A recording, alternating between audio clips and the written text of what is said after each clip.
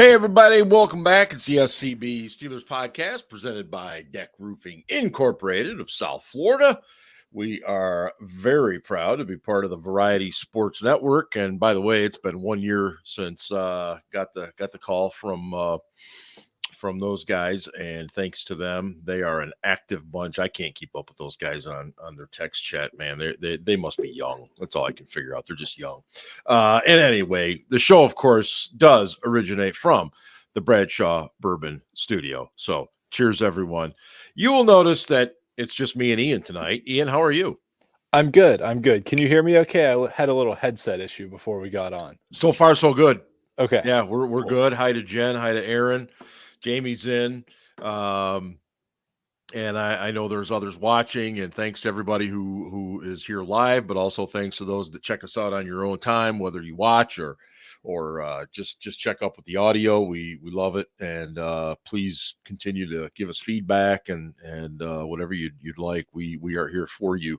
So it sounds like all this kind of happened in about the last 25 minutes. I think Scarps was trying to get home from work, but it's one of those days at work and it's not going to happen. Personally, I believe he's not here. I think he failed to write a Casey Kasem, but I'm just going to leave it alone. I don't know. And then Ben is having some internet issues tonight.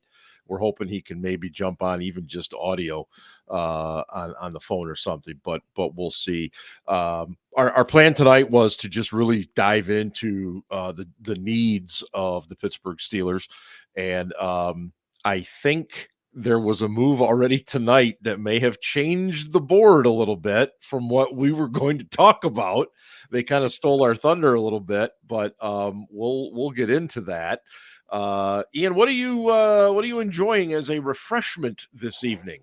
So I've got a little Conway's Irish Ale, and I've got some delicious Redemption Rye. So nice little combination for a Thursday night. So absolutely, and that's two of us on the Redemption Rye. What was the beer you're drinking? Conway's Irish Ale. It's from Great Lakes Brewery. Oh, okay. All right. Yeah. I know Great Lakes, but I had not heard of that particular one. It's their like St. Patrick's Day seasonal. It's delicious. Oh, okay. All right. Very good. I will I'll be cracking a Bell's which of course is literally 15 minutes from my door here, the brewery. A Bell's hazy IPA. They just make good beer. But I really have gotten into these hazy fruity beers, like mango and stuff. But any case, so if you didn't see it already, the Steelers signed tight end Michael Pruitt. By the way, does he say Michael or does he actually say Michael? It's Michael. That's what I thought. It's Michael, and it's spelled Mycole. But I can't keep track. In any case, he's going into his 11th season. Something like he's been around for a while. I remember the year he came out in the draft because there was I think it was him. It was Michael Walker, who was a linebacker for us last year. But there was 4 different ways that Michael was spelled in that draft. You're right. So that's my lasting memory of him. But he's been around for a while. He knows the Arthur Smith system, and Arthur Smith likes to use multiple tight ends. So we've been talking about this, that they might add another tight end at some point, and this isn't a super great tight end draft class, so it doesn't surprise me that they went out and signed someone that has some familiarity with the offense. Totally agree, and I'm just looking over his information here. Yeah, this will be his 11th season in the NFL. He 4 with Tennessee, 2 in Atlanta, 2 in Minnesota, 1 in Chicago, 1 in Houston, and so yeah, as you mentioned, a lot of familiarity with Arthur Smith's system, and I'm just gonna get right to it here. Ian, what do you think this means for crowd favorite Connor Hayward? I think kind of like last year, and some things transpired with another tight end last year that opened up a roster spot for Connor Hayward. But I think if he makes the team, it's in that kind of H-back type role again. They might list him as a fullback, H-back tight end on the depth chart again. I think they still do actually right now, but they don't really have a true fullback. Arthur Smith's offense kind of sort of uses one, but Hayward isn't really a true blocking back. So, yeah, I don't know. But the other side of it is, I mean, maybe they keep 4 tight ends. So you never know because they don't have a lot of wide receivers right now either. Good point. And do you remember when they last did that? Because I know they did keep 4 tight ends. I wouldn't say I fairly, do remember. but it has happened under Tomlin. I'm positive of it. And look, I mean, Freiermuth is heading into the last year of his contract. So he was on a podcast with it was the 412, I think, which I don't mind promoting because that's a good friend of ours over there, Smitty. And he told those guys that obviously he wants to get something done and sooner rather than later, but his feels probably like it's going to be in August type of thing would be my guess. Yeah. And then of course you got Darnell Washington, and we really expected to come into this show tonight talking a lot about needs and everything else. And tight end was going to be on our list. Ben and I have kind of been beating the drum, and I think you've been in some agreement there that there's a decent chance they were going to take a tight end somewhere in this draft. But now with the signing of Pruitt, that to me, in my opinion, I don't know if you agree, but I think it kind of takes it off their draft list.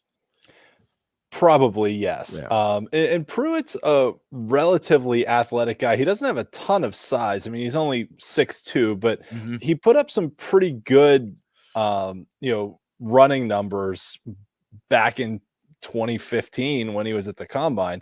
But nevertheless, relatively athletic for a tight end. So we'll see how he fits in. They don't really have a great number 2 right now. Hayward can do a little pass catching, but he can't block. Washington can block, but doesn't offer you a ton as a receiver yet. I think he can develop that part of his game. Yeah. And Freiermuth has had injury issues, especially concussion issues, which is kind of scary. So, he's had a couple of those already in his career. How many more can he take? It's that's not something that you heal from and it's better. That can compound itself over time too. Yeah, that's not a broken bone. That's pretty serious. And just looking at Pruitt's numbers here, this is not a guy that's going to get you a ton of catches, folks. I mean, in recent years, he's been really durable. He's played 17, 13, 16, 11, 16, 15 games. But his receptions, 9, 6, 5, 14, 16, 9. So clearly he is going to be coming on board as just a tight end, a guy, a second, a guy familiar with the system, a guy that can help maybe a Darnell Washington, a Pat Freiermuth a little bit here. So I think it's a good signing. It's not one that anybody should be over the moon for, especially at this phase of free agency. We're not planning the parade over this. No, I would not do that. But yeah, it is what it is. And if this allows them to focus on some other positions in the draft, then I'm totally for it. Because we still have needs. So before we get into that, Ian, I want to ask you a question. And I was going to start with this for all you guys tonight. Do you think Art Rooney II has changed his approach at all this particular offseason, or do you think it's just he's doing what he normally does, but Khan is different than Colbert, and that's why it feels different? I've been really trying to make myself think over this one. Yeah, I don't know how, and Ryan probably knows better than I do, how much day-to-day involvement Rooney has with decision-making and things like that. I know they always talk about the sort of 3-headed monster of Rooney, Tomlin, and the GM, whether it was Colbert or now Omar Khan, making decisions together, which has been a successful model for them in the past. But I don't know how much input he has on kind of day-to-day decisions. And really, I think the collective message that I've heard from all of them is they want to win a playoff game, and everything they've done this whole offseason is to get better and get themselves in a position where they can compete for a Super Bowl. And to compete for a Super Bowl, you have to win at least 2, probably 3 playoff games. So unless you're fortunate enough to get the bye. Right. So really, I think, their focus has been as a whole, looking at the roster and saying, what positions can we improve? Who's out there that we can sign, that we can get better at certain positions? We saw it at quarterback. We saw it at inside linebacker. And really, even going back to last year, right? They addressed the offensive line last year in a big way, bringing in Sayamalu, drafting Broderick Jones. So, and they cut Mason Cole this year. I think the big difference is, and I don't know if it's a Rooney thing, an Omar Khan thing, all of them together, but it seems like they're more willing to move on quickly from guys where in the past they may have hung on to them for a bit longer. You're right. That's been a big difference from what we saw under the Colbert regime. So before I get to Jamie's point down here, that is a good point that he made. It is, and we'll come back to that. Is this a better football team right now than it was in 2023? That's a great question. We're definitely better at the quarterback position, and that's where it all starts. If you're better at quarterback, you're probably a better football team. Do we still have holes? Yes, absolutely. We have 1.5 cornerbacks. We have 1.5 wide receivers. Maybe we have 2 cornerbacks. Dante Jackson's played some snaps. So maybe we have 2 cornerbacks, but corner, you need like 6, and wide receiver, you need at least 3, maybe 4. So there's definitely, we need a center. We need a right tackle. So there's still holes on this roster. We're not a finished product, but sitting here at the beginning of April, I would say we're better at the beginning of April in 2024 than we were at the beginning of April 2023. I would say that. I don't know, when you look at the opening day 2023 roster that went into that game against the 49ers and got shellacked. Yeah. We're better at quarterback, but we also had a more complete roster where we had cornerbacks who had experience, where we had, a full slate of wide receivers. Right. And I have no doubt that we will get there by the beginning of September this year, but we still have the draft to go through. There's still more potential signings that could happen after the draft. Yeah.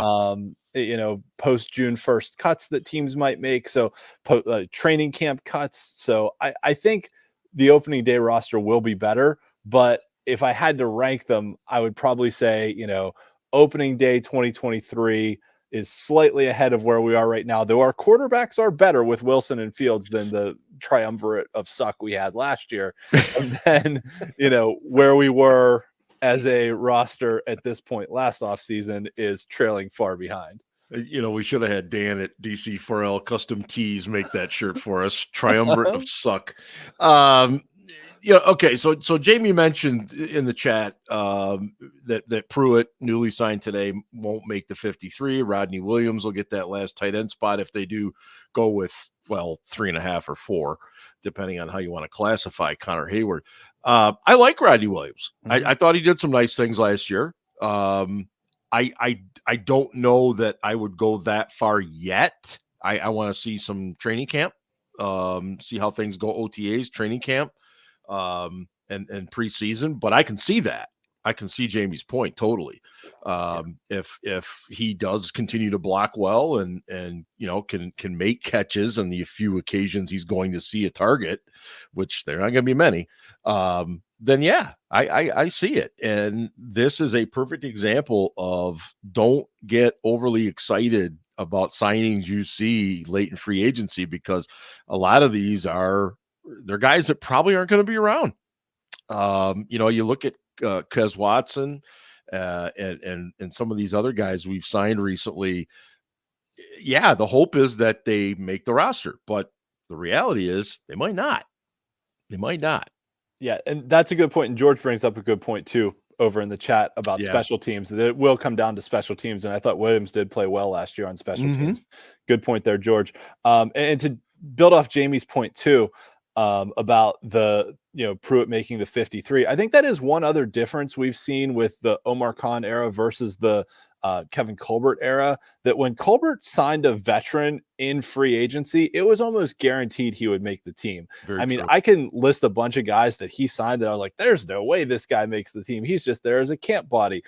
Bryce McCain, Antoine Blake, and injuries played a role in Antoine Blake making the team, but that dude sucked except for that one pick six he had in that game against the Chargers. Yep. But nevertheless, like, he would sign these guys and then we'd be surprised that they made the team. We're like, how'd this guy make the team? But last year Khan signed some guys and then they didn't make the roster. There was a whole bunch of linebackers, Tanner Muse, Nick Kwiatkowski, although I think Kwiatkowski got hurt in training camp or in preseason game. Yeah. But like Tanner Muse, a couple other guys that we signed to these 1-year deals and they didn't make the team. So there is no guarantee that Pruitt makes the team, but I think just kind of having him around in the building to help with that transition into the offense will be helpful. Yeah. And when you're in your 11th year in the NFL, you're in most cases, you're already past your expiration date, so to speak. In a lot of cases, obviously there's exceptions to that rule, but Pruitt's obviously had a very lengthy career, much more so than other guys at his age. If we turn to the draft for a minute, and I know there's been some talk a little bit about Wiggins, the young man out of Clemson, defensive back, and this is something that, Ian, you're on top of, and therefore the rest of us here at Steel City Blitz are on top of. We pay very close attention to who the Steelers talk to, when they talk to them. Do they have them in for official visits? Do they not? Everything. And Mr. Wiggins is checking every single one of these boxes. All right. He was in today in Pittsburgh. And I have Artie Burns-itis. I'm not going to lie. I'm really, really hesitant to take a cornerback in the first round, largely because of that, which is dumb, completely dumb. It does. So what you're saying, Mark, is you were worried about taking TJ Watt because we had drafted Jarvis Jones a few years prior. I will not lie about that. I won't. I mean, I was kind of like, ooh, okay, nice pedigree. This guy's got some promise. He's turned out okay. Just all right. I mean, I guess we did take Bud Dupree as kind of the stepping stone between. That's true. That's true. Yeah. As I look at it, and maybe you'll see this differently. Yes, offensive line is deep. And I think most of us would probably agree that is right up there with their top needs. Okay. Center, tackle. I don't know that if we took a corner in the first round that we're really going to get the guys we want, either center or tackle, in the second or third round. Maybe one of them, but I don't know about both of them. So what is your thinking on this? I would agree with that. And I felt for a while that corner is one of those positions, just because of how hard it is to play in the NFL. You're better off going out and signing veterans that have played in the NFL for a couple years. I've said that before on the show. I'll say that again on the show. That said, if you're going to draft a corner, you have the most chance of success of picking one in the first 40 picks. Basically, first round or top 10 picks of the second round is where you want to take a corner. After that, it's pretty much a crap show.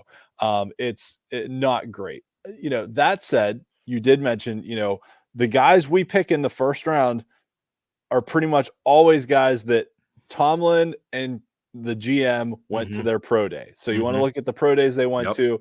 They went to Alabama, they went to Clemson, they went to Michigan, and they went to Georgia. I think that's it. Was it only 4 this year? It was Alabama, Georgia, Clemson, and Michigan. Yeah, they only went to 4 this year. So that immediately starts to narrow your field for who are they looking at in the first round. And then you start to look at, okay, well, who have they brought in for visits? Who did they have formal meetings with at the combine? Who did they have dinner with at their pro day? And now all of a sudden it becomes, you want to talk about corners. Okay, you're talking Nate Wiggins from Clemson. You're talking Terry and Arnold from Alabama and Kool-Aid McKinstry from Alabama. So they've put in a lot of time and effort on those 3 guys. At cornerback. So I think corner is definitely on their radar. It's certainly a position of need. It would not shock me if they took one in the first round. and I think it all kind of depends on how the board in front of them falls. Yes. If there's a huge run on tackles, there's a bunch of teams that need tackles. If there's a huge run on them and you're sitting there at 20 and you're like, I don't know, all the guys we like are gone. Corner's not a bad, it's still a position of need. And there's some decent guys. I don't think this class has a like top 5, like Jalen Ramsey type cornerback. No, I agree. Totally agree. I think there are probably 4 or so that will go in the first round. They probably just all go, I think, in like the second half of the first round. I would agree with that. Yeah. Aaron mentioned Mike Sanders still out of Michigan. Who I love as just merely a nickel corner. He's not. He doesn't nearly have the size to play on the outside in the NFL. But he's a perfect inside guy. Tackles well, covers well, does a lot of really good things. But I agree 100% with your take on the fact that there isn't that one stud corner. There's good corners, and there's a lot of good corners. And I think because of the way college football has evolved, every year you have a ton of wide receivers. And so therefore, by almost proxy, I guess, you have a ton of corners now. And plus, I can't remember who mentioned this. I was reading, it might have been Mike Tomlin, the 7-on-7, the growth of those 7-on-7 leagues in the high schools has really increased those positions. The athleticism, the agility is already just a step ahead. So I guess if you told me that it was corner or wide receiver, I think they definitely would go corner before wide receiver in the first round. I'm just worried that we're going to miss. We're going to take something that's not a center or not an offensive tackle, and we're going to miss one of those really good ones. That I guess maybe that's my concern. I don't think we're going to take a center in the first round. Is that you're kind of feeling no center? Based on just who Tomlin and Kahn went to see at their pro day. I don't think we're taking a center. Honestly, at this point, I think I could probably narrow down a list of like 6 guys that we're between for our first round pick. Those 3 corners I mentioned. Yep. Amarius Mims, the tackle from Georgia. Yep. J.C. Latham, the tackle from Alabama. Actually, maybe it's just 5. Maybe it's just those guys. That, I think they're really starting to hone in on those 5 guys. And honestly, there could be 5 or 6 offensive tackles to go in the first round of this draft. And they've spent a little bit of time with some of those other guys. Yep. The Tyrese Fuaga from Oregon State, Troy Fautanu from Washington. Sorry, I can't pronounce their names. I think I got close there though. But I'm pretty sure Pat Meyer went to both of their pro days. So, when you start to look at, that's usually a sign. If a position coach goes to see a guy, it's usually a sign they're looking at him for like second, third, fourth kind of mid rounds of the draft. But first round is really like Tomlin and Kahn going to their pro day is what you want to look for. So as far as the guys who are first round talents, plus, that Venn diagram of having them at their pro day. Yeah. I mean, they only went to 4 this year. So it starts to narrow it down pretty quick. Well, and forgive me if you mentioned this guy, but I was looking it up while you were finishing your comments. I mean, they've had in a young man out of Georgia State named Travis Glover. I don't ever remember them, and I'm sure they have, so don't, hold me to this, but I don't ever remember a guy from such a small school at a position of need like that being brought in. I wonder if he wouldn't be, obviously he's going to be a later round option, but they've had other guys in from smaller schools. I'm not trying to say they don't do that. It's just at such a position of need. I was kind of surprised to see that. And they sent, I think the backup offensive line coach went to Georgia State's pro day. Hold on, let me look here. I know we sent some position coach to Georgia State's pro day. Welcome in, Burner. Ben is not at a Coldplay concert, although that wouldn't surprise anyone. I think they're opening for Dave Matthews tonight. It was Isaac Williams, the assistant offensive line coach, went to Georgia State's pro day. So they have looked at Travis Glover a little bit. They've got a little history. Yeah, but I think that's the kind of guy where, like, if you miss on one of the first round tackles, that's an option in the mid to late rounds of the draft. And that's just my concern, because I'm so focused on we got to have a center. We've seen what happens way too often with this team when there's not strength in the middle. And Mason Cole, God love him, super individual, but it just wasn't there. And clearly the Steelers felt the same way, but they haven't addressed it yet. Now Tomlin gave it some lip service down at the owners' meetings. Said, well, we still have Herbig. I just can't see him being the starting center. I'm sorry. I think he's more of a reserve guard. So I guess that's what I'm worried about, because I don't know that I really want another year of Dan Moore at left tackle either. No. Which concerns me. And just catching up with some of the comments here. Barton from Duke is a guy that is getting a lot of attention, really athletic, really versatile. He literally can play anywhere on the line. And yes, Burner, he does have the T-Rex arms, and not as big a concern at center, a huge concern at tackle, obviously. And that's why a lot of people think he's probably going to be slotted in at a guard position. But they love that versatility. Mike Tomlin loves guys that can play up and down the line. Now, is he a guy at 20? I don't know, but he's definitely climbing draft boards right now. So you mentioned the five guys. Where do you see Terrion Arnold? Is he an outside guy or an inside guy? I'm not sure, but he can play wherever he's at. He's a player. I haven't, in the interest of full disclosure here, I haven't super dived into a lot of these guys. I've put together a spreadsheet, shocker, I know, on the guys that the Steelers have had a lot of contact with, but I haven't really watched a lot of them yet. So, that's kind of what I do first to kind of narrow my field, as I go look at who the Steelers seem to be showing interest in, and then try and watch those guys. So, don't have a good sense of him yet. I will say on the center question, though, while it may not be a first round pick, like Cedric Van Pran from Georgia, they formally met with him at the combine. Yep. Con, Tomlin, and Arthur Smith were all at the Georgia Pro Day, so interest there. JPJ from Oregon, Pat Meyer was at his Pro Day. Zach Frazier from West Virginia, Isaac Williams, the assistant O-line coach, was at his Pro Day. Plus, he came in for a visit. So they have done some work on the centers in this draft class, and even some of the ones further down the board, like a Charles Turner from LSU. Andy Weidel went to LSU's Pro Day. That was the only one that Weidel went to. The kid from Florida, whose name I can't pronounce, Kingsley something, Agawa Khan, they met with him. He was at the Senior Bowl, and they met with him at the Combine. So they've definitely put in some work on this center class, and I wouldn't be surprised at all to see them take a center in the second round. But I think really, to me, that first round pick, it really seems like they're honing in on tackle and cornerback.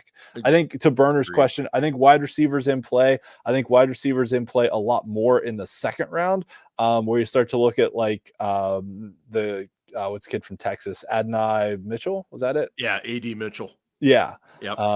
Him, they brought in Ricky Purcell from Florida for a visit too. I don't know if he's quite a second round guy, might be a little later, but even in the mid rounds of this draft are pretty deep at wide receiver, like a Keon Coleman from Florida State. I really like the kid from Virginia too. He's got a big body and some nice hands. Malik Washington. Yes. The other kid they brought in from USC, Taj Washington, has some really great athletic numbers. So they could find a wide receiver in the middle rounds of this draft that I wouldn't be concerned at all about. Yeah, you're not going to get we're never going to be in range for a Marvin Harrison or a Malik Neighbors kind of guy in this draft. No. So, sorry, Aaron, to break it to you that we're not going to get Marvin Harrison Jr. I love Xavier Legette. If Xavier Legette is there in the second round, I think you almost have to take it. I agree. And I am almost, I am really close to almost saying this might be a double dip year at wide receiver. We are so thin right now. And now maybe Mike Tomlin's got a lot more confidence in that room than I do, but I just have concerns there. Do I think it'll be in the first round? No, but I think when you look at what the Steelers like to do when they draft wide receivers, they like wicked athleticism, or they love precise route running guys. You know, when you talk about Deontay Johnson, good route runner.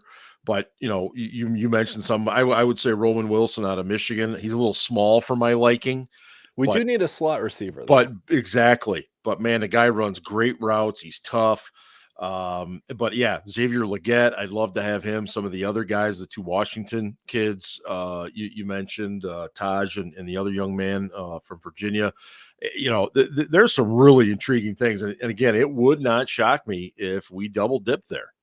Luke McCaffrey from Rice, who they also brought in today. He was in today as well, and he fits the route runner. He is a very precise route runner, whereas some of these other guys are more just, hey, throw me the ball, I'll figure out a way to get it, that kind of thing. So, you know, they've got to find, and again, that's the danger. There's no guarantee. But I'll also say this. I'd rather have this situation than have just made a trade like the Houston Texans did. For Stephon Diggs. Diggs is a fantastic player. Don't get me wrong, but I didn't want any part of him. And that's all I'm saying. I mean, especially at his age too. I think what Houston did was smart though, that they put themselves in a position where they can cut him after 1 year. Mm-hmm. And it's like, you know, generally speaking, wide receivers, even the biggest of the divas, the, you know, TOs of the world, the Chad Johnsons of the world, I won't put AB in that category because he doesn't fit what I'm going to say, but most of them were able to hold it together for 1 year when they went to a new place. It was kind of that second year where they, you know, got a little cranky. So I think Houston did a good thing where they said, okay, Diggs, we're going to put ourselves in a spot where we can cut you after a year. Can you hold it together for a year and not be insane so we can try and go make a run here? And you know, that's why I always say there's no such thing as a bad 1 year deal, right? Because if it doesn't work out, you just cut the guy. I agree with you. So I think they put themselves in a decent spot. They did give up a little bit, but you know, I mean, at the end of the day, right? If Houston were to go out and make the Super Bowl or win a Super Bowl, like everything they do is worth it, right? Tampa Bay sucked for 9 years and then signed Tom Brady and win a Super Bowl. Like, do you think those people in Tampa, when they won a Super Bowl, were like, well, we sucked for 9 years and we don't have a quarterback of the future. And what are we going to do? No, they're like, we're going to go try and win another one with Tom Brady because we got Tom Brady, right? It's like, you know, the NFL's a win now league. And unless you have a guy like Patrick Mahomes at quarterback, then the Steelers are doing this too, right? We signed an old Russell Wilson. We signed Justin Fields, who we think has potential, but aren't sure where he's going to go. Right. But like the Steelers are in win now mode. They're saying, okay, we're going to try and go out, assemble the best roster we can for this year, and then we'll see what happens in the future. I agree with everything you said. The NFL has always been about winning. It's a business. We all know this. I don't need to go into that area, but man, it really is a 1 year thing now, a year to year. I was trying to think of something else in sports you could compare it to. I mean, you know, you look at what the Dodgers do every year, but those aren't necessarily 1 year contracts. So, it's almost similar to like how the Premier League works. Cause like, yes, in theory, the guys are signed to like 4 or 5 year contracts, but if a guy wants out and wants to transfer, there's pretty much nothing that can stop him from like getting, you know, a transfer offer from another team. So eventually it'll work. Yeah. You know, look, a lot of it. Go ahead. Yeah, one other thing I wanted to talk about with the draft too, since we're talking first round picks. trading up versus trading down. Last year we made the move up a couple picks to get Broderick Jones. We're not really in a position this year, I don't think, where a team's going to want to spite a team behind them like Belichick wanted to do to the Jets. True. I have a hard time, given all the needs that we have, I have a hard time seeing us move up more than like maybe 3 or 4 spots. Like maybe we want to get in front of Cincinnati, so we trade with Jacksonville or Seattle. Yeah. But beyond that, I have a hard time seeing us move up. Moving down, if you get a desperate team, there's a lot of wide receiver needy teams behind us too. And I think moving down potentially could have some benefits, but I wouldn't want to move down too far that you would miss out on someone. Right. But, there's always that feeling of like we talked about with Joey Porter Jr. last year, right? That we said, hey, if we take him at 17, we think that's a bit of a stretch. But if we get him at 32, that's almost a steal. That like there's some of these guys, like some of these corners we talked about, like Wiggins from Clemson, like taking him at 20, maybe that's a little bit of a stretch. Getting him at like 25 or 27, that's a pretty good deal. So, if we were to move down with a Green Bay, a Buffalo, someone like that, we're not trading with Baltimore. We're not going to help Baltimore out. So take that off the table. Take them off. But a Detroit, a Green Bay, a Buffalo, someone like that, if they come to the table with a good offer, especially if they would offer us like a 2nd round pick to move up, then I think you got to start to consider that, because really this team needs 4 starters right now. And we have 4 picks in the top 100, but you're not going to get a starter with a 98th overall pick in the draft. So I wouldn't be surprised to see them try and get, if they don't make a move on day 1, I wouldn't be surprised on day 2 to see them try and either move up a little bit to improve their position or something. Because you need a center, you need a right tackle, you need a wide receiver, and you need a cornerback. And in some order, you got to find those 4 positions. I'm always an advocate of trading back, but I do agree with you. In this particular draft, the way it seems to set up, I wouldn't want to go back too far.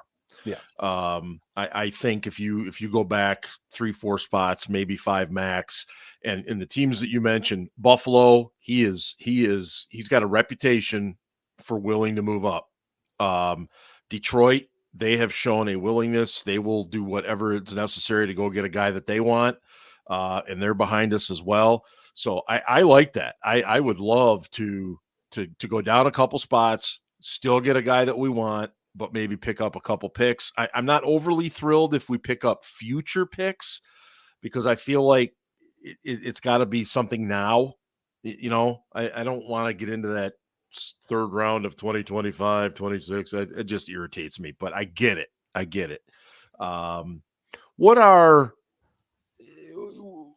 What do you think about linebacker? I'm just throwing that out there. Inside linebacker. Obviously the Patrick Queen signing was huge. Him next to a Landon Roberts, I think everybody's excited for that. We have no idea what's going to happen with Cole Holcomb. We don't know how serious the injury is. We know Quan Alexander would like to return. He's a free agent. He's got a pretty significant injury he's working back from. Do you see a scenario where they try to grab a guy like, a linebacker in the 4th or 5th round, or 4th or 6th round, I should say, since we don't have a 5th round? Yeah, the name I would keep an eye on is Trevin Wallace from Kentucky. Aaron Curry, our linebacker coach, went to his pro day. So, that's kind of the name I would keep an eye on. And there's some other decent ones too, across the board. But linebacker is it's a weird position to try and draft, because so different now.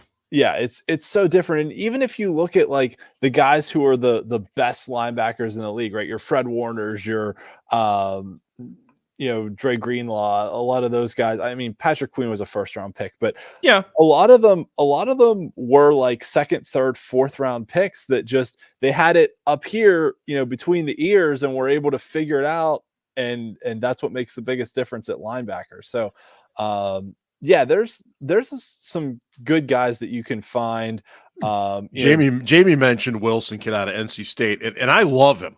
Yeah. I do. I mean, he's a football guy's football player, but the injury history scares me. I mean, he's got a boatload of past injuries, and I'm not saying guys haven't gone on to have nice careers after that, because they have, but that would definitely be a red flag for me with him, the only one. Yeah. Yeah. And, just kind of looking at who else, Curry did also go to Ohio State's pro day. So Steel Chambers and Tommy Eichenberg are names to watch probably in the later rounds of the draft there. Curry did go to North Carolina's pro day. Cedric Gray, the name to watch there. Terrell Austin was at Michigan's pro day. Junior Colson at linebacker. Austin was also at Clemson's pro day, but I don't see us getting Jeremiah Trotter. He's an interesting guy. When you watch him play, you're like, okay, man, I get it. I see it with this guy. And then all of a sudden there's like this play where it's like, what the hell? He just, I can't describe it. It's like a couple of plays I was watching him. He'll make a great angle to make a tackle. Then the next play, instead of blowing up a blocker to really shut down a play, he tries to cut past the blocker, misses the angle, and the guy picks up 10 yards. It's just like, dude, just take on the block and you got it, and so, but you can't argue with the pedigree and the athleticism and stuff. It's just, some of that stuff that I see, but these guys are young too. I have to remember that. Yeah. Trotter especially is pretty young. Yeah. I saw him a couple of times actually in high school, because he went to high school in Philadelphia, but that's right. To the all-star team at St. Joe's Prep, which is more a New York, New Jersey, Maryland recruited team that somehow they play like 3 games against Pennsylvania teams all year and then play in our state tournament and win it every year. And it's just, it's stupid. But yeah, he played there. So I saw a couple of his games. And I don't know, like there were, and I know it's high school but I felt like in college it was kind of the same way, that there were games where he was like absolutely dominant, looked like the best player on the field, and then some games that he just looked completely lost and like had just like didn't want to be there. So I don't know. Yeah, Trotter's kind of a question mark to me, but I mean the pedigree's there, but I don't think we're gonna take him. Is Martavis Bryant the last Clemson guy we drafted? Oh boy. Maybe they go to Clemson's pro day every year, though. Every year, every single year, you think, okay, Clemson. And that's why I brought that up, because I think he's the last Clemson guy we've drafted. I think you're right. Yeah, because they looked at ETN the year they took Najee Harris, and they took Najee over ETN. Yes, I mean, just for the amount of time and effort we put in with Clemson, it's just, you'd think we'd have more draft picks, but I guess not. Yeah, I don't know. That said, we have, for a while there, Colbert like hadn't drafted a player from Alabama for like over a decade. It was a long time. Deshae Townsend, wasn't it? I think it was. Yeah. But we have now, in the last few years, taken, and I know Tomlin loves this, and I know Colbert liked it, but Tomlin like loves this shit. He's like, I want guys who are winners. Like I want guys from winning programs. And you look at who we've taken guys from Alabama, guys from Georgia. So you can't argue with that either. No, I couldn't. I mean, you got to know how to win. Well, and you said it at the opening of the show. I mean, look where Kahn and Tomlin have been. They've been at Georgia. They've been at Michigan. They've been at Clemson. And what was the other one? LSU, maybe? No, Weidel went to LSU. Yeah, that's right. Yeah. So, I mean, they go places where, number one, you got a lot of options. And I mean, all those schools, basically, they've got like 25 guys, working out for pro days. So you never know what you're going to find. But 1B would be the fact these guys are winners and they play extra games every year, which is also huge. So and also let's not forget that Tomlin has said in the past, when I go to a pro day, I always ask people, who am I going to come here next year to see? So sometimes he's going there not just to see the guys that are eligible this year, but also to get a sense for who this is a good college program. Who else is in the pipeline that I need to know about that's coming up? It's a great point. Tomlin, if you talk to people in NFL circles, they will tell you that Tomlin is like the rock star that walks into these events because people just kind of gravitate towards him and they love talking to him. And that's a big part of his paradigm is he loves to talk to people, not just about you, not just about your teammate. Tell me about guys coming. Tell me about, hey, how's this guy? You line up from him a lot or line up across from him a lot in practice. What kind of player you think he is? And I always go back and I think of how many times I was told the Steelers were drafting Chase Winovich out of Michigan. Remember, that's it. It's Winovich. We're taking Winovich.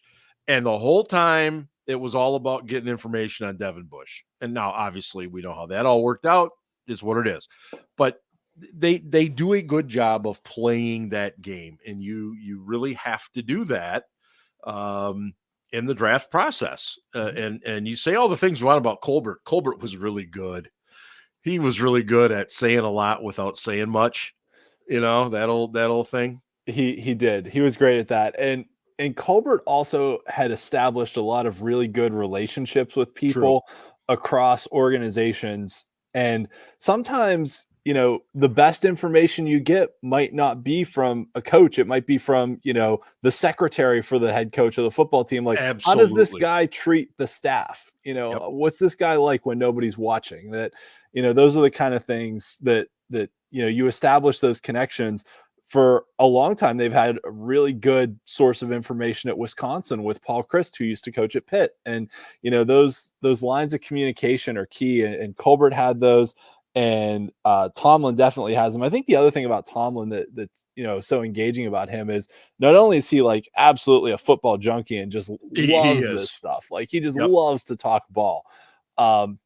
But he's really personable too. And like, did you see the clip on Twitter last week where they were at the owners meeting and he was talking to some reporter and the reporter mentioned that like his mom had surgery. Right. And Tomlin's like, let me call her. Let me talk to her. I'll talk to her on the phone. Yeah. But like, he's such a good people person like that, that, he's so good talking to people in any situation and just loves to talk football that, he can talk to anyone at any level too. He can, and eventually he's going to be a lot like what the late Chuck Noll used to talk about is that nobody does this forever, and eventually you go on to your life's work, and I really think that's going to happen with Tomlin at some point. I think he, as much of a football junkie as he is, I think he's going to find other ways to continue doing that.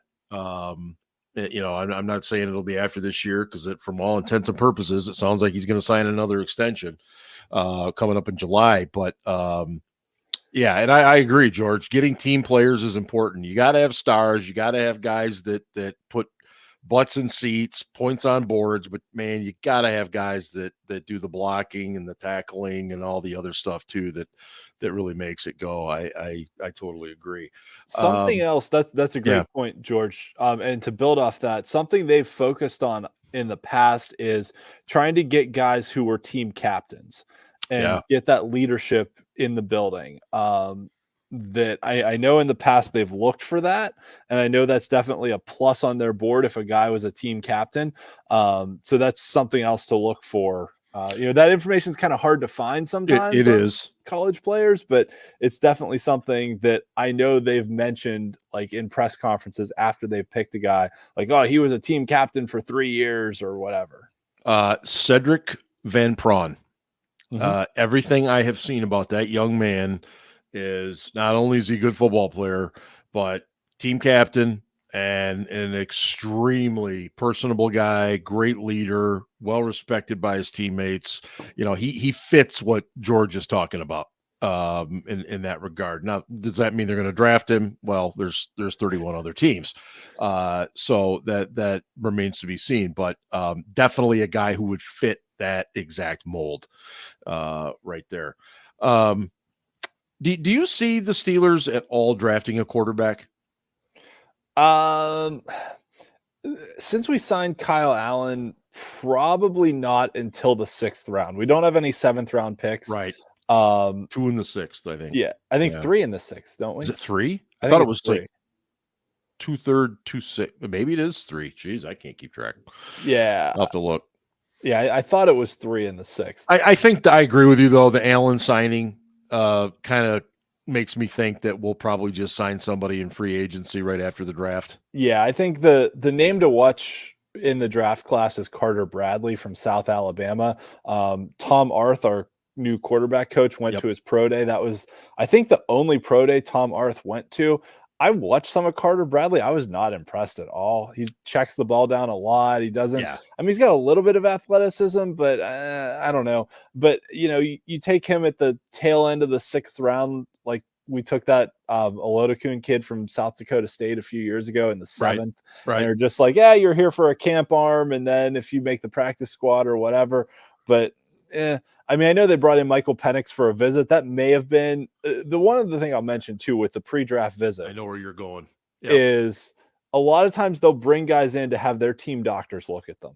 Right. And Michael Penix has an injury history, and you get injury information on these guys at the combine, but sometimes you want to have your own doctors look at them too. So that could have bbeen some of the Penix visit too. That said, like if Michael Penix is there in the 3rd round, like you kind of have to take a serious consideration into taking him. I think he's probably think about it.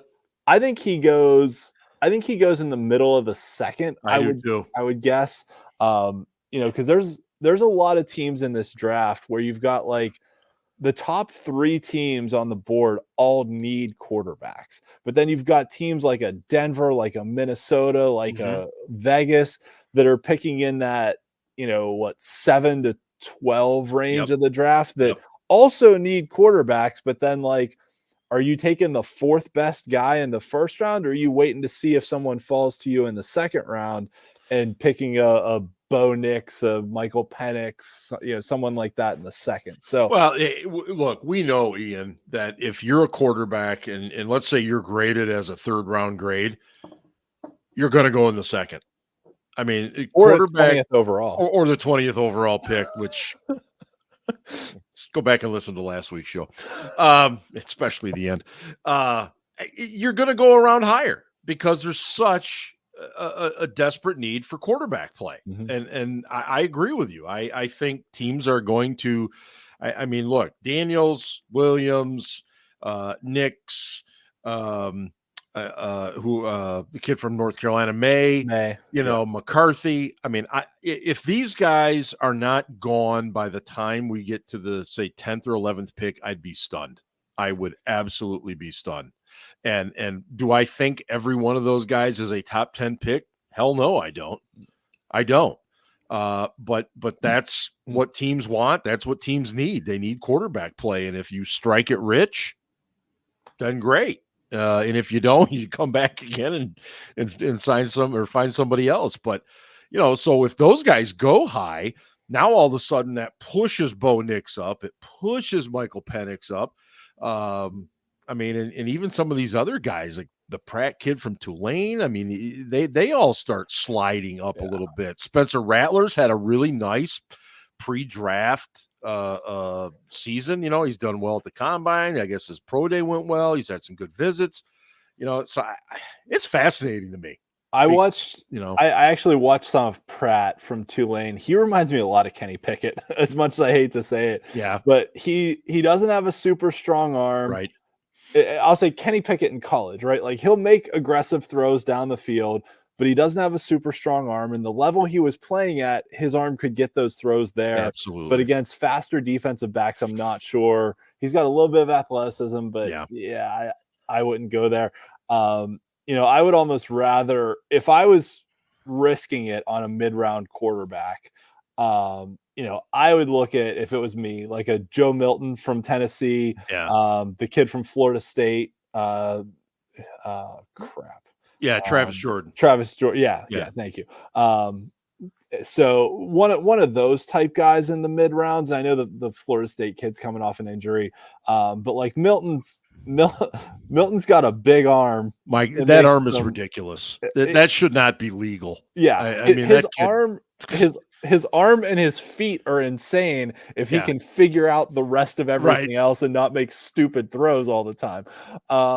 But I mean, he's got the quickness for a guy for being like 6'5". Milton, he's a big man, insane, yeah, big young man, yeah. So, but I don't know. I don't know if he's a long-term answer either. No. Rattler's on the smaller side. Rattler reminds me a little bit of like a Baker Mayfield type that Yes. he could go out there and just actually maybe Jay Cutler is a better example, that he could go out there and throw 4 touchdowns or 4 4 interceptions interceptions. in any given day, and you never know what you're gonna get. No, you're literally flipping a coin with him. Yeah. There's no doubt about it. I wanted to talk too about defensive line, and I wanted to get your take on this. What do you think the Steelers are looking for? Because look, just to rehash, Cam Hayward is towards the end here. Everybody knows this. Larry Ogunjobi, when healthy, plays pretty well. Okay, give or take. Keanu Benton had a great rookie season. I think he was beyond what anybody expected in his rookie year. Are they looking for somebody that's more of a nose tackle type, or do you think they're looking for somebody that can play more that defensive end type in a traditional 3-4? That's a great question. And I think you have to start with who's on the roster now too. You talked about the top 3, but we've got a bunch of guys who have kind of been disappointments, right? Like Isaiah Loudermilk showed some flashes as a rookie, but hasn't done much since. DeMarvin Leal's had some injury issues. Really disappointed. I thought he was going to be a good player in this league, and I did too. Hasn't fleshed out. Montravius Adams has outperformed what he was kind of coming out, and we signed him off a practice squad. He came in and really helped us for a couple years, and then but Benton's a better player than Adams, but we re-signed Adams. We also re-signed Braden Fehoko. And he's just a run-stopping space eater.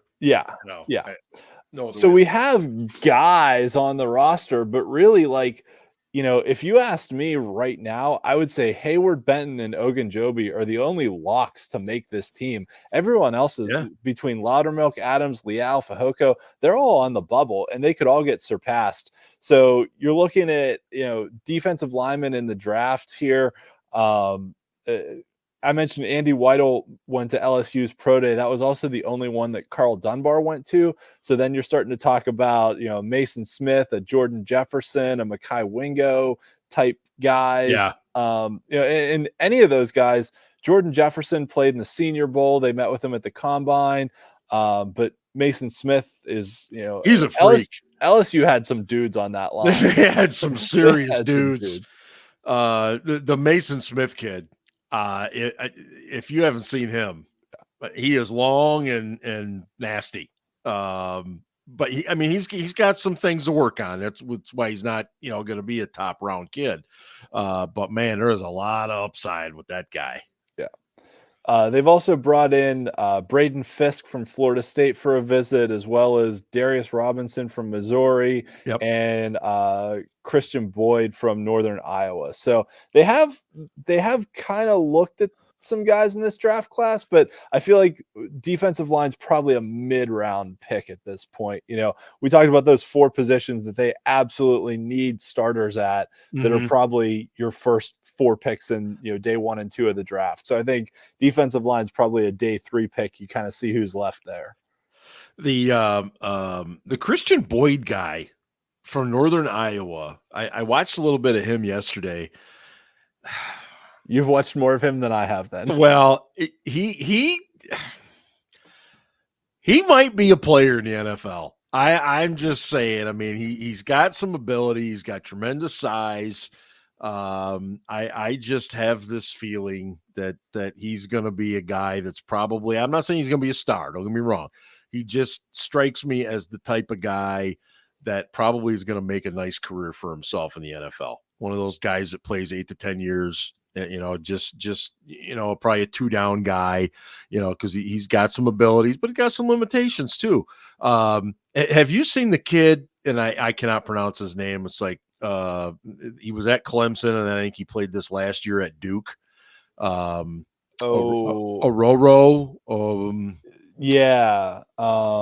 I mean, you want to talk about a dude that is long wicked athletic. He played mostly basketball. He didn't start playing football till his junior year of high school. And he is just he's like baby Huey. I mean, he is still in the learning phases. His ceiling is huge. I think he's probably going to go somewhere in a third, maybe fourth. But he's a guy that if he's sitting there, I would love to experiment with. But that's the problem. I don't know that we really have the time to really experiment. Yeah. We really need somebody that can play. Yeah, Ororo, they met with at the combine. Yeah. And then, the whole slate of guys was at Clemson's pro day, including Terrell Austin. So, yeah, I mean, it wouldn't surprise me to see them, go that route either. And I mean, he fits that Steelers mold. He's big, athletic, and he has the long arms they love. Yeah, to get up and block those passes. Yeah, and just keep offensive linemen away from him. You know, and so I there's a lot of options there. Have you had a chance to see either of the kids from Texas? Not really beyond like a little bit, seeing Texas play. Right. But and they had some guys. I mean, they were Murphy's an impressive dude. Yep. But yeah, I don't know. I think Murphy goes a lot higher than where we're going to target a defensive lineman. Yeah, probably. And we're really not. Again, we have a few visits left. We've used quite a bit of them. And I'm just kind of looking through some of the guys we've had in. I would love, we've had Fiske in, a kid from Florida State by way of Western Michigan. I'd love to see him come to the Steelers. That'd be a great story. You and your Western Michigan guys. Being a fellow Bronco, well, it didn't exactly work out for Chooks or or who was the outside backer we drafted in the 7th? Keon Adams. Yeah, that's right, Keon Adams. He's a great MAC player, but what are you going to do? Did you see us doing anything as far as punter? Do you think we're just good with? No, they'll probably sign someone on the waiver wire. They're not going to draft someone, but they'll probably, because of how they run special teams in training camp, they usually have 2 kickers, 2 punters, 2 long snappers. Yeah. And sometimes those are either like guys that have been around the league or like guys that are just hovering out there in free agency that they're like, hey, we might have an interest in you, come kick for us. And then if someone gets hurt, like maybe we'll call you, and that happened with a kicker a couple of years ago when Boswell got hurt, that they had him in. Was it Matthew Wright? Matthew Wright. Yeah. They had him in for training camp and they were like, you are good enough. You're not going to replace Chris Boswell, but if he gets hurt, we're going to call you. And he got hurt and they called him and he wound up being all right. Yeah. He made 3 kicks in one game for him, I think. I believe he did. Yeah. So, I mean, he was accurate. He just didn't have much of a distance. Yeah. If I remember correctly. Yep. Yeah. And I think, nowadays too, just because a lot of these guys are trying to make names for themselves, like it doesn't hurt to come to a camp and kick and show what you can do. And maybe someone else notices you, or maybe that team calls you back in 2 years. So you just don't know. And you have to put yourself out there. Yep. That's how so many of these guys get noticed. So before we wrap things up here on the show, and again, thanks to everybody being with us tonight. And thanks for those of you that watch and listen on your own time. Appreciate you guys. If you had to be,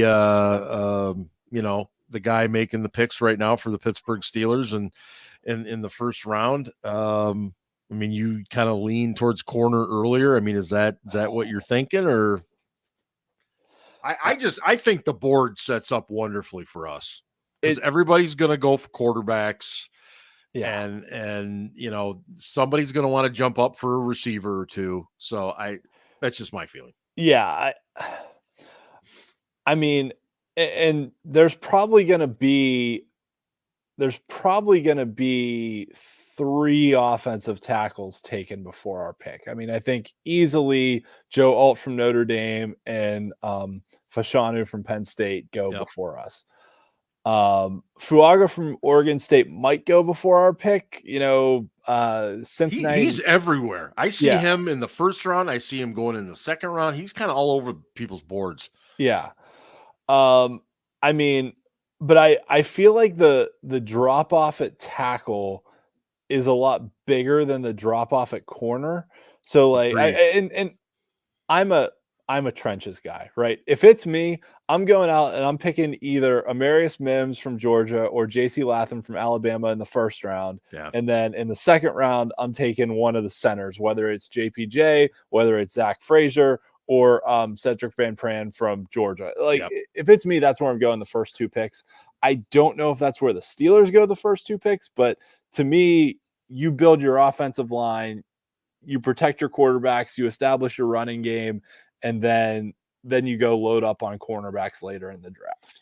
Look, there is a saying as old as time itself that in any sport, when you are strong through the middle, you have a tremendous opportunity to be successful. You look at baseball, catcher, pitcher, short, second, center field. You look at basketball and hockey. Football's no different. When you have a quarterback, center, and defensively, when you're strong in the middle there, it makes a huge, huge difference for everybody else. And I tend to go with your thinking. And Andy Weidel didn't just come to Pittsburgh just for shits and giggles. I mean, the guy helped build the Philadelphia Eagles into a Super Bowl champion team by focusing on the lines. And I really think that's what they're going to try to do here. So I don't know what order it's going to be in, Ian, but I really think they'll take two offensive linemen within those first three picks. And that's the way I feel right now. Yeah. I almost feel like unless something crazy happens, I feel like the first four picks have to be center, tackle, wide receiver, and cornerback. Like, agreed. I don't see a guy at another position unless something insane happens, right? Like unless Michael Penix is there in the third round, unless but even within those positions, right? Like if if Roma Duzier drops to you in the first round and you're like, well, shit, we're picking at 20 and Roma Duzier is still there. We have to take him. Yeah, that's the last thing I was just going to ask you. Yeah. If you've got a guy that was guaranteed everybody's board, he's a top 7 to 8, 9 guy, and now all of a sudden he's still there at, let's say, 16, do you go get him? I mean, that... God, I mean, 16, you got to give up a third round pick. You're giving up a third. There. Yeah. I don't know. That one's tough to me. It depends. I mean, I wouldn't do it for a wide receiver just because wide receiver's so deep.